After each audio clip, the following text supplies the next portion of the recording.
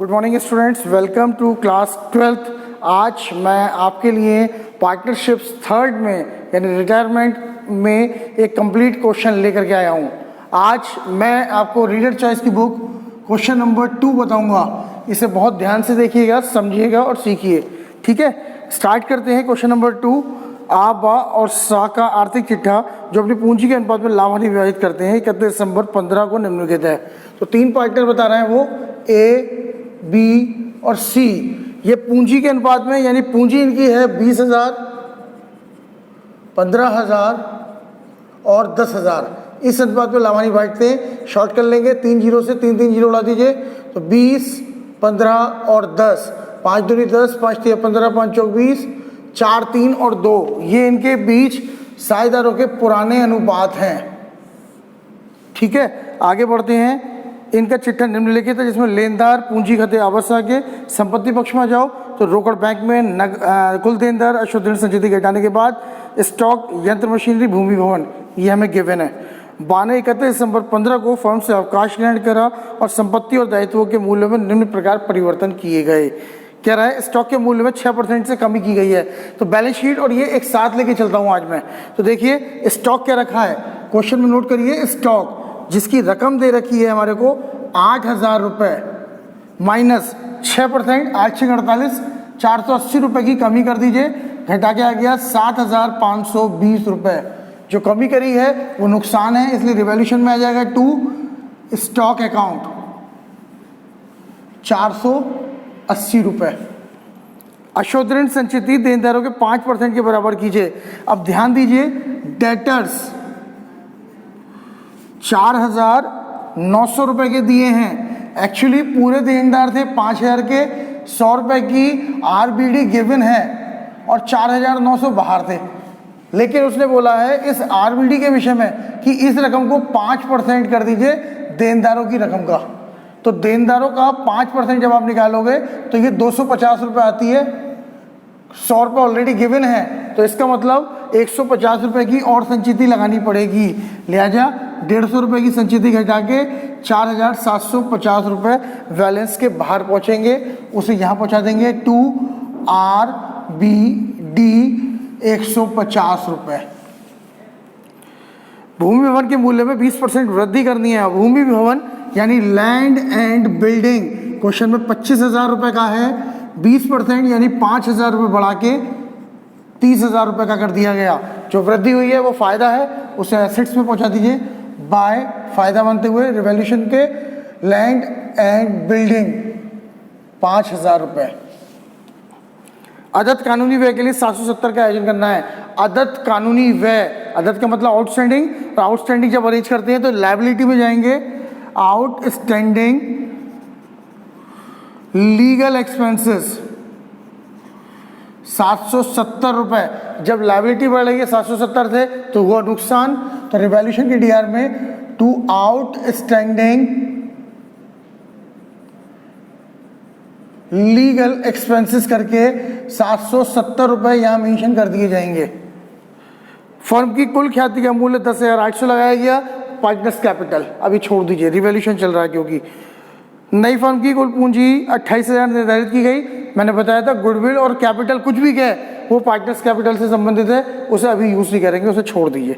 बस किताब में दी हुई समयोजनाएं सारी हो गई। अब बाकी के बचे हुए हेड की बात करते हैं। सबसे पहले क्या है, रोकड़ बैंक में, तो इसका मतलब इसे यहाँ पर टू बैलेंस ब्रॉट डाउन करिए और इसकी रकम है 5,500 रुपये, ऐसे ही शो कर दीजिए। उसके बाद देनदार हम कर चुके हैं, स्टॉक हो गया।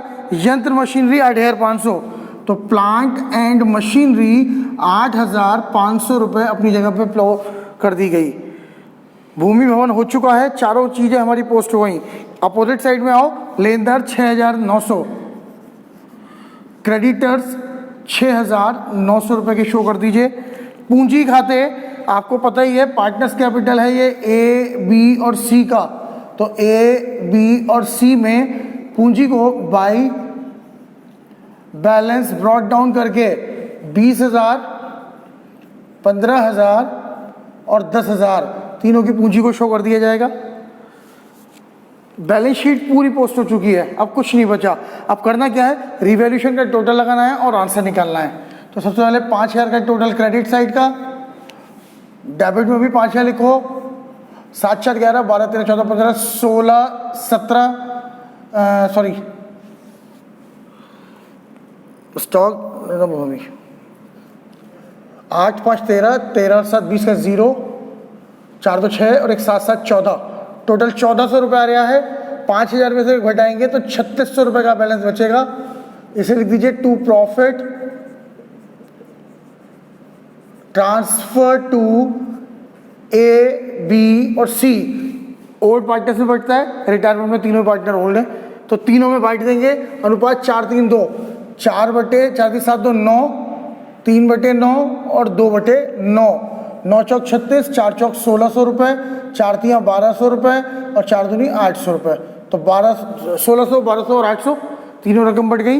इस रकम को उठाओ, नीचे लेके जाओ, बाई रीवैल्यूएशन अकाउंट करके 1,600 1,200 और 800 रुपये तीनों में शो कर दीजिए। किसी प्रकार का कोई रिजर्व क्वेश्चन में नहीं है, P&L नहीं है, दोनों को छोड़ दीजिए। नया सा इधर आ नहीं रहा जो कैश लेके आए। अब बात आती है बाय गुडविल की। गुडविल यहाँ पर मैंने कहा था उधार ही रहती है, तो गुडविल को कैलकुलेट करते हैं। गुडविल ऑफ फर्म बराबर 10,800 रुपये, लेकिन हमें चाहिए किसकी, बी, क्योंकि बी रिटायरमेंट दे रहा है।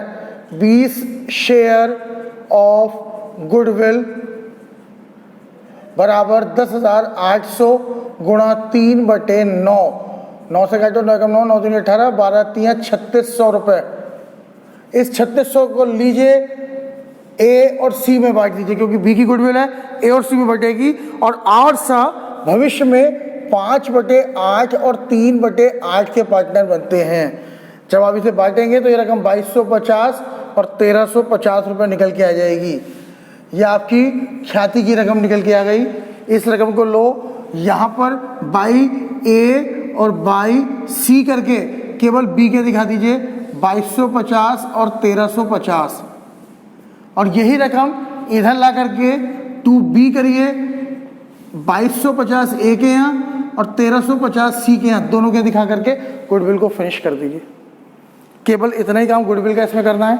इसके बाद अगला स्टेप, नई फर्म की कुल पूंजी 28,000 निर्धारित हुई है। ये क्वेश्चन एक ही है किताब के अंदर जिसके अंदर केवल यही कह रखा है कि नई फर्म की पूंजी दी है, तो कोई बात नहीं, जो दी है उसे यहाँ पर टू बैलेंस सी डी करके दिखाइए।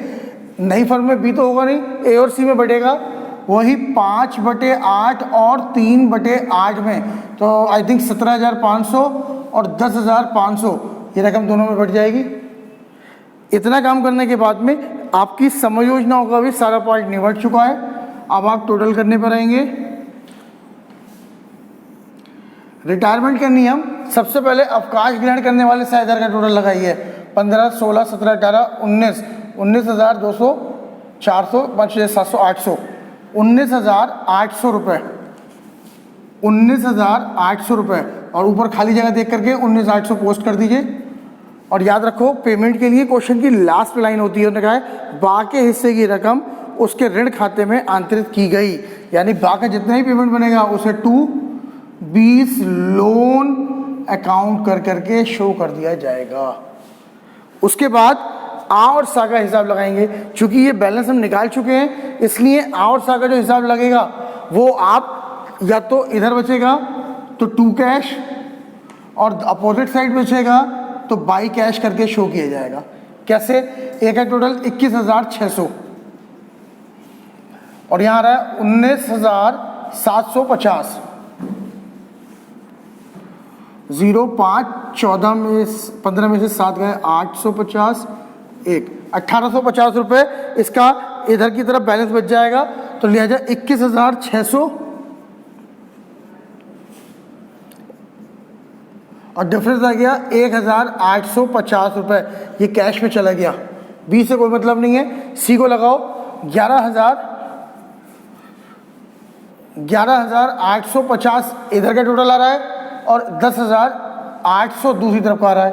डिफरेंस कर लीजिए 1,050 रुपये आ जाएगा, यानी कि 11,850 ज़्यादा वाला दोनों तरफ लिखिए और कम वाली साइड में कैश का बैलेंस पहुंचा दो 1050 रुपये। तो दोनों साइड में एक तरफ ये कैश बचा, एक तरफ इधर कैश बचा है, इन्हें कैश अकाउंट में लेके जाएंगे, यानी कि 2 उधर वाला कैश इधर आएगा सीज कैपिटल अकाउंट के नाम से, विच इज अमाउंटिंग 1050, और इधर बाई ये वाला कैश इधर आएगा एस कैपिटल अकाउंट 1850। टोटल लगा लीजिए 6550 रुपये, 6550 रुपये। डिफरेंस कर लीजिए 0 0 8 7 15 1 और 1 2 और 4 6 4700 रुपये बाई बैलेंस कैरी डाउन 4700 रुपये का रोकड़ का शेष आ जाएगा। कैश के बाद बैलेंस शीट पर आते हैं। आपको ध्यान है बैलेंस शीट पूरी पोस्ट हो गई थी, केवल कैश का बैलेंस रह गया है, तो केवल कैश अकाउंट 4700 रुपये इसमें पोस्ट कर दीजिए, जो भी नया बैलेंस निकाला है। और उधर बैलेंस शीट से कैपिटल लाओ ए और सी की, जो कि 17,500 और 10,500 थी, टोटल 28,000 रुपये की। ठीक। दूसरी चीज बी का लोन लेके आना है, जिसकी रकम अभी हमने निकाली है 19,800 रुपये। टोटल लगा दीजिए 0 8 9 17 58 20 के बाद 23 24 24 24 का 4 8 से लगा 2 6 2 8 8 16 8 4 25 2 2 4 5 55,470 रुपये डन। सेम एज जब अपोजिट साइड का भी टोटल लगाएंगे तो ये भी 55,470 रुपये ही आएगा। ठीक, दोनों साइड का टोटल बराबर आ गया, मीन्स क्वेश्चन परफेक्ट हो गया। यही था आपका पार्टनरशिप रिटायरमेंट का कंप्लीट क्वेश्चन। अब आप लोगों को हो सकता है कोई ना कोई परेशानी से आ रही हो, यदि किसी प्रकार की भी कोई समस्या है तो आप मुझसे व्हाट्सएप के थ्रू कांटेक्ट कर सकते हैं। इसके अलावा यदि कोई वीडियो में आपको कमी दिख रही हो तो आप मुझसे पूछ सकते हैं। अगला वीडियो मैं आपके लिए अगले मेथड का लेकर के आऊँगा, उसके लिए धन्यवाद।